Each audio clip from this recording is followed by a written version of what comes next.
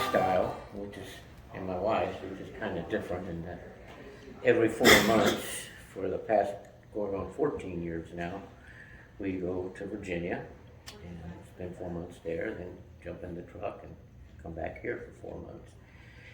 We've crossed the country 51 times. And the only people I think that can beat our record is probably over-the-road truck drivers. But in the process of doing that, we take the same route all the time.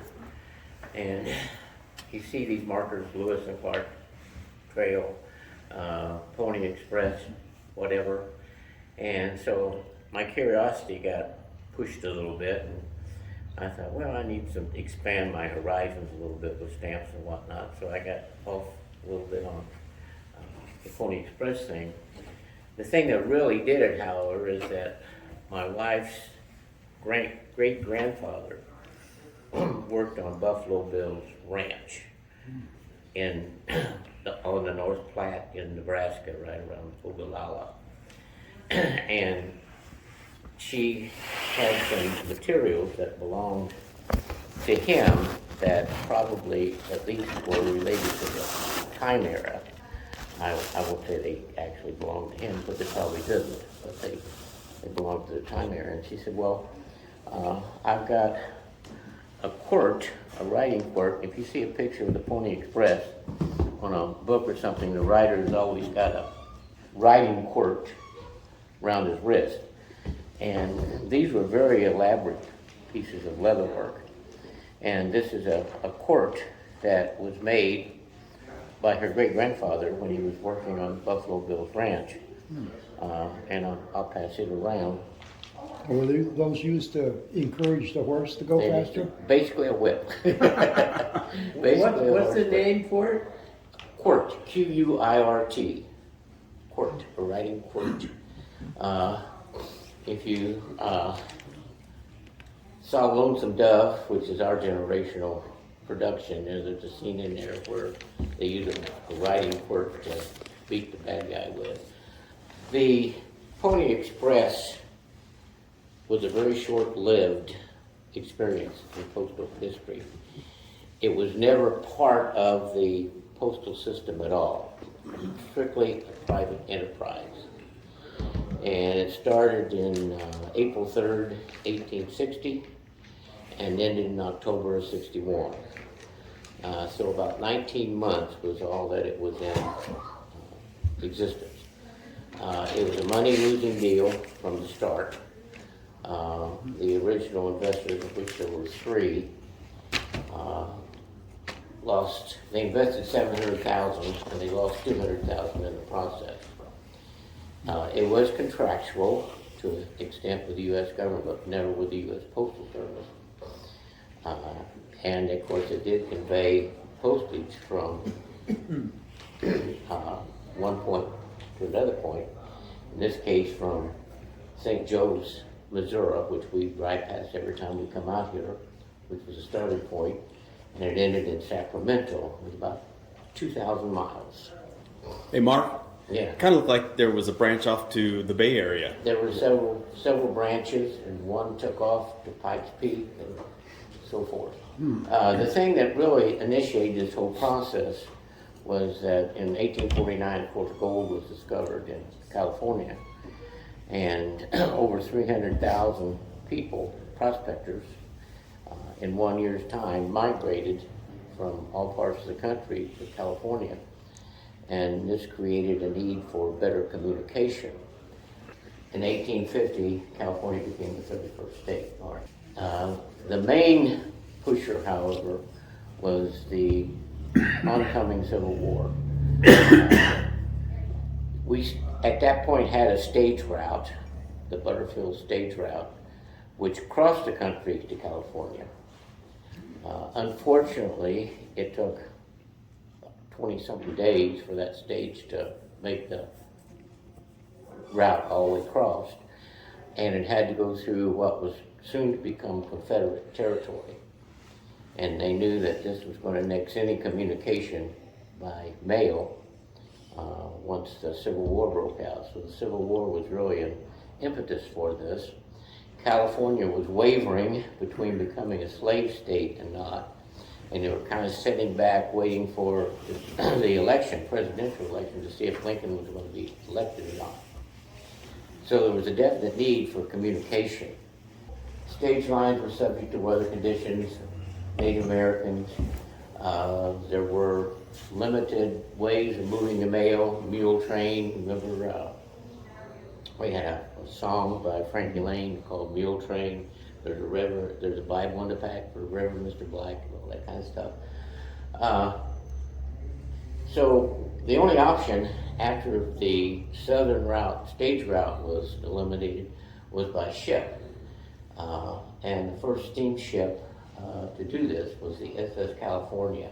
You can go on, right? And that would have been down around South America? Yes, and this is the Butterfield stage route, and it dipped down through Texas and Arkansas, Confederate territory, and that was soon to be eliminated. Plus the long time constraint to move the mail from point A to point B. Okay, hang on. This is the SS California. Was the first Pacific mail ship to carry mail around back up to Sacramento. And there were 5 other ships later to join this ship. This first trip around, it carried a lot of prospectors plus the mail. And when it got to Sacramento, the prospectors jumped off the ship, of course, and headed out, but so did the crew. They lost the whole crew, and the ship had to sit there for several months to build a crew to bring it back around again. Another little tidbit about this ship is that it was the ship that was closest to the Titanic when it sank. Oh, really? And it received the "come help me" message, and it didn't come help them. It probably could have saved a lot of lives if it had responded to that call for help. So there's an interesting side story to this whole thing. You might want to look up the SS California. Marv, Yeah. they carried gold back, didn't they? It carried gold back. Yeah. Yep, yeah, transported gold back. Okay, Brian, please. William Russell, William Waddell, and Alexander Majors were the 3 guys that got together to come up with this idea about moving mail by horse. So their investment initially was they purchased 400 horses, and they made arrangements with various stage relay stations, fur posts, trading posts, to serve as relay stations for the express itself. A good horse cost $50 back in 1850. They spent a minimum of $250 per horse, wanting to get the best, the fastest that they could possibly come up with. The stations were located every 10 miles. So think about that, from St. Joe's to San Francisco, every 10 miles you got a Pony Express relay station. A rider rode 90 miles a day. So they go from one relay station to another. And of course they started at opposite ends of the country on April 3rd when they started the whole process. Riders started both ways. And it was anticipated that they would do it in 10 days, which they did. The one coming east was a few hours late, but not a whole lot. These are the 3 characters that the investors, I call them capital venturists, that come up with the idea and got investors to invest in the whole process. This is an ad where they were wanting riders. They had hundreds of people apply. They settled on 45. You had to be 18 years of age or younger. The youngest was 14, and there were several females that also became riders for the Pony Express. They started out with a pay of $25 a day, and it rose to $50 before the whole process was over. And that was a hell of a lot of money in 1850. The flyer says 25 a week. Yeah, A week? I said no. No, it's not a day. It's a week. 25 a week. A week, yeah. But even then, that's still a lot of money. Still on. They had to take a oath. One of the three investors was very religious, and he required that they take this oath, and the oath, it's as a copy of it up there, you can't really read it, but it says, "I'll not use profane language, I will not use alcohol, I will just be a good person," basically. And I won't promise not to break this rule. On the right is just a picture of an early writer, and he wrote his encounter with some outlaws that tried to steal the mail from him, and he outran them on his pony. Now, do you know why they set a limit of 18 years? Why now? The 18-year age limit? That was. They wanted orphans, actually. In fact, here's a book that says orphans preferred. They knew it was dangerous. Yeah. Young people were always reckless. Okay. You know, that's why we have 18-year-olds in the military. You know, the actual before the Express began, it was an outgrowth of something called the Central Overland California and Pikes Peak Express, which is a line that ran from California or from Colorado to California. And Wallace, who was one of the investors, owned this company. It eventually became, first it wasn't called the Pony Express, at first it was called the Central Overland Cal and Pikes Peak Express, and they changed it to Pony Express.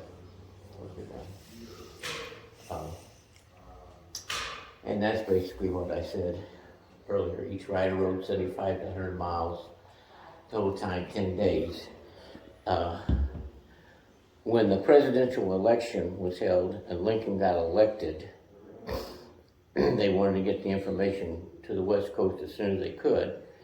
And so they added more relay stations, temporary relay stations, and they did it in 7 days. So in California, in 7 days after the election, they learned that Lincoln had been elected, and that kind of swayed the politics of the state itself. I'm having a problem with the math up there.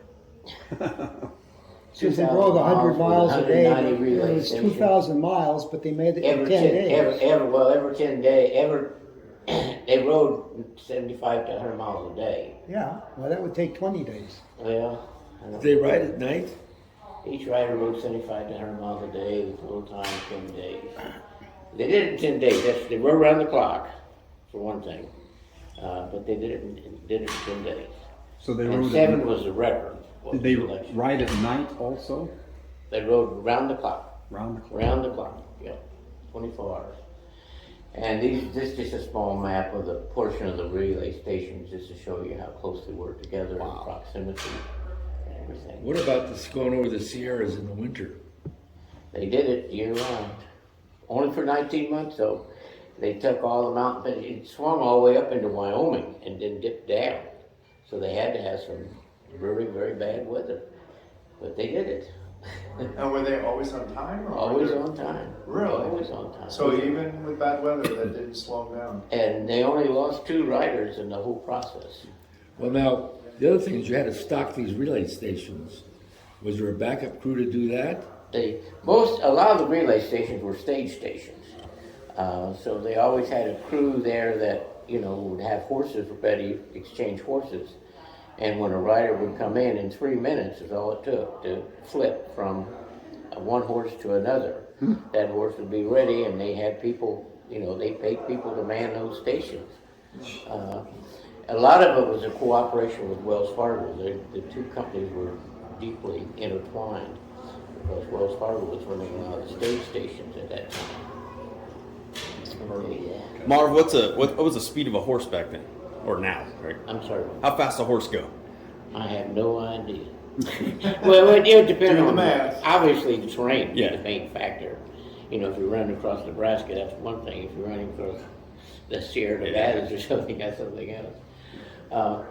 One time, my wife and I were coming across Nebraska, and we saw the sign that said Pony Express relay station, and it was in Gothenburg, Nebraska. So we stopped and go up, and that's the station. Oh, that's cool.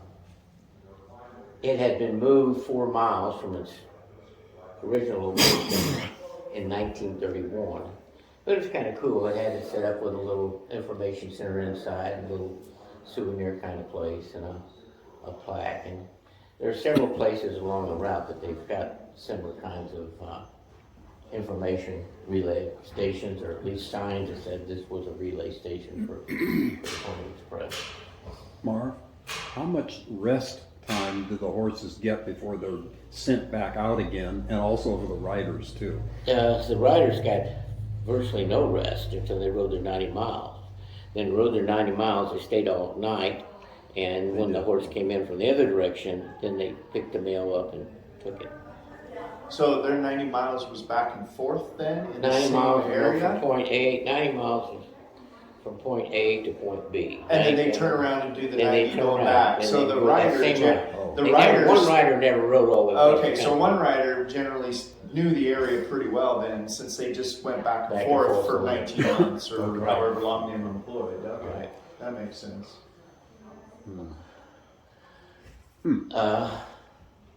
They carried letters, they carried telegrams, a lot of telegrams, because the telegraph was in existence, it just wasn't intercontinental. So they carried telegrams sometimes from point A to point B, then that telegram would be transferred somewhere else. They had a lot of branches that split off of it.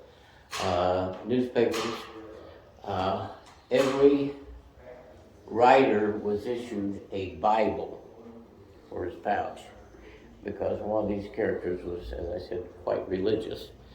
And I looked on eBay the other day, and they had a reproduction of the Bible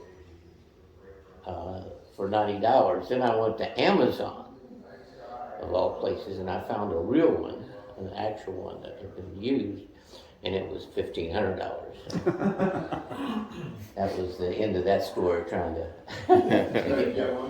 This is the pouch. The pouch set over the saddle, and the rider actually sat on the pouch. It was called a cohila, and it had 4 pockets, 2 on each side, and they had a little padlock that went in each of those pockets. And I'm sure that's probably a reproduction there. It cost $5 to carry a letter from Missouri to California. $5 was a lot of money back in the 1860s. The letter was written on very thin paper and wrapped in oilskins to keep it from getting wet and whatever. At the end, it actually operated as a mail route, but only in the final 4 months of existence. When you sent a letter by Pony Express, you also had to use U.S. postage. You had to have a U.S. postage stamp on it. At that time, it was a 10-cent stamp required. So if you see a cover for the Pony Express, it'll always have the U.S. postage stamp canceled, and then it'll have the carrier stamp, the carrier being either Pony Express or Wells Fargo. Then you're gonna show us all your pony covers, right? Yeah. Okay.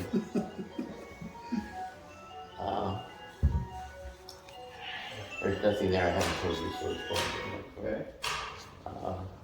Okay, now the stamp story. Stamp story is not nearly as interesting as a historical story, but there are several stamps that have been issued to commemorate, actually, the Pony Express. So if you go on, Brian, to the next one. And the next, there we go. Those are the 4 items, and by far the most important and most valuable, of course, is 113. And that's a very, very expensive stamp, 1869, so not very long after the demise of the Pony Express. And these are the Wells Fargo examples of Wells Fargo carrier stamps that you might find on correspondence. Okay, go on. And these are the original Pony Express stamps. These have not been canceled. They've been counterfeited extensively, and you almost need to have either an expert or actually have them appraised if you really want to make sure that these have all been authenticated as genuine. If they had cancer marks on them, they would be even more expensive. Most of these run the category $200 to $800 in value if they're mint. What's the denominations on the stamps? They run from. Can't read. Can you read it? That's $4. There's those two are $4. $2, 10 something, 25, 25. Yeah. I'm not sure what the actual denominations are. $25. $25. $25 ones, $10, $5 and dollars. The covers, if you find it, well, let's go this one. These are the cancellations that were used depending upon where the letter started or it was ending up at. This is probably the most common one right here. The starting point was St. Joe's. If you find a cover, and Terry probably can back this up, you've got gold. That's the one thing that was stolen from my father's collection after he died. He had 320 Express covers and they disappeared. I got a phone call one time out here when I was over in Dallas, Oregon, and these guys had an old trunk that came out of a barn, and they were wanting like $50,000 for the contents of it. It was mainly covers more than anything else. And I met him it was kind of a shady deal, so I met him in the fairground parking lot with a loaded revolver in my coat pocket, because in this business you never know who you're going to run into. I mean, one time I gave a talk in here about, so you want to be a stamp dealer, do you? And I gave it 20 examples of people I'd met, and they're interesting characters sometimes. Most of them are really nice people, but you run into some shady characters from time to time. But at any rate, in this trunk, there was a Pony Express, 2 or 3 Pony Express and Wells Fargo covers. And I tried to get the guy to sell them to me, but he wanted some exorbitant amount. And when I got home and started looking up what these were worth, they really were, I could have made a lot of money or else really enhanced my collection if I had bought them, but I didn't buy them. So next time I went back, 2 days later, somebody else had picked them up. I don't have any covers. I saw one on eBay the other night for $1,500. So if you got Pony Express covers, you got something. There are a number of commemorative covers, first day issues, and things like this that have come along. And So wasn't the it- other thing I wanted to show you, this was found in a sock, wrapped up in a sock in a dresser drawer in a friend of mine's grandfather's house back in Illinois, when we lived in Illinois. And we traced the serial number, the Smith & Wesson, and it's typical of the front. These guys had to furnish their own sidearms. The company would charge them $5 a month if they wanted to buy a sidearm from them. The regular coat was still around, was just out, the single action coat, but it was very heavy. And the Smiths were a lot lighter. So we traced this one. This pistol went through a Confederate lieutenant and ended up back in Nebraska in the same time era. So this could well have been the type of sidearm that the Pony Express rider carried. My wife is a Virginian. She calls me a Yankee all the time. And my friend gave this to her on her birthday one year because of the Confederate officers. So wasn't it the railroad that sort of put the end to Pony Express? Didn't the railroad? Oh, the railroads all converged at St. Joe's, but the railroad, actually the telegraph preceded the railroads in those cases. I'm sure it was contributory, but the Intercontinental Telegraph was the one that really put them out. The Transcontinental Railroad Yeah. was completed in 1869. So it would be a little later. Yeah. Later, Lincoln actually authorized the Transcontinental Railroad. Right. And we're rushed for time, but I was gonna talk a little bit about Buffalo Bill and Legends of the West, and most of you are familiar about the recalled sheet of Legends of the West. That kind of thing. I had some Butterfield covers, and I had a bill of lading, a stage. That's beautiful. A bill of lading. Wow.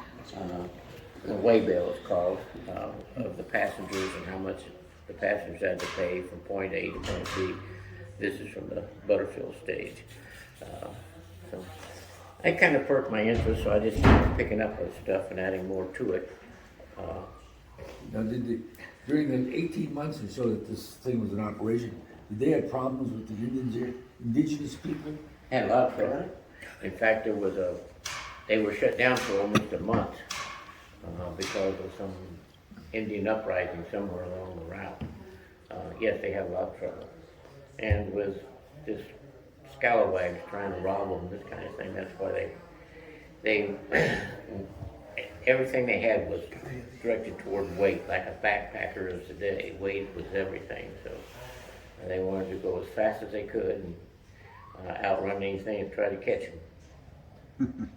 So one time I wanted to add in the presentation, one time I had the opportunity to go through San Francisco, and there's a Wells Fargo museum near the waterfront in San Francisco. And if you go in there and go upstairs, there are slide outs, and there are hundreds of Wells Fargo covers, Pony Express covers in there. Somebody, a huge collector, has his collection residing in that museum. A lot of bugs. So if you ever get to San Francisco and want to see some covers, the museum's awesome because it's got tons of other stuff. It's on Montgomery Street, and it has a stagecoach right in the window. Yes, has a stagecoach in the window. I mean, it was neat. Kids loved it. But I remember going upstairs and getting to look at a bunch of covers, and there were hundreds of them there. So Anybody going down to West Banks?